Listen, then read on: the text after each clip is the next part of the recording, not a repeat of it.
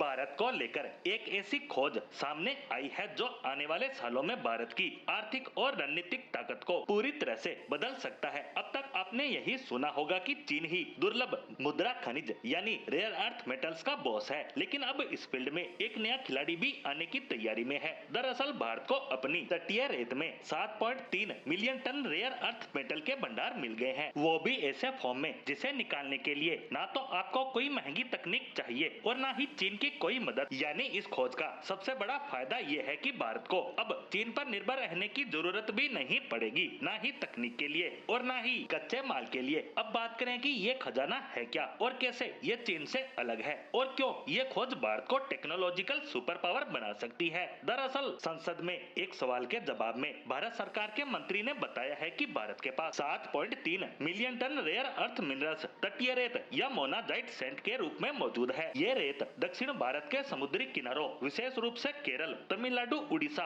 और आंध्र प्रदेश के तट रेखा के पास बताई जा रही है। ये वही रेत है जिसमें थोरियम भी पाया जाता है और उसी रेत में रेयर अर्थ ऑक्साइड की प्रचुर मात्रा पाई गई है। यानी कि भारत के पास दुनिया के सबसे अहम स्ट्रेटेजिक मिनरल्स का विशाल खजाना है, वो भी तटीय इलाकों में। और इस खोज की खास बात ये रही है कि इस रेत से मिनरल्स को निकालना बेहद आसान है। ना ब्लास्टिंग करनी, ना ड्रिलिंग करनी, सिर्फ और सिर्फ सतह से रेत इकट्ठा करनी है और मिनरल्स हमारे हाथ में होगा। वैसे साधारणतः इसे निकालने में काफी ज्यादा खर्च आता है, लेकिन भारत के लिए यह सस्ता और सरल है जिसे सिर्फ प्रोसेसिंग करनी है। लेकिन यहाँ एक टेक्निकल चैलेंज भी सामने आ रहा है। यह मोनाजाइट सैंड थोरियम युक्त है जो कि रेडियो एक्टिव होता है। ऐसे में डिपार्टमेंट ऑफ एटॉमिक एनर्जी के हाथ चला जाता है। ये मामला बेहद सख्त हो जाता है और प्राइवेट कंपनियां इस सेक्टर में सीधे एंट्री नहीं कर सकती। इसके साथ साथ देश में रेयर अर्थ प्रोसेसिंग टेक्नोलॉजी भी सीमित है, खासकर मोनाजाइट सैंड से। लेकिन सरकार अपनी मजबूत इच्छा शक्ति के दम पर इसका भी समाधान निकालने जा रही है और सरकार का साफ कहना है कि हम इस सेक्टर को हमारी प्राइवेट कंपनियों के लिए खोलेंगे, तकनीक में निवेश करेंगे और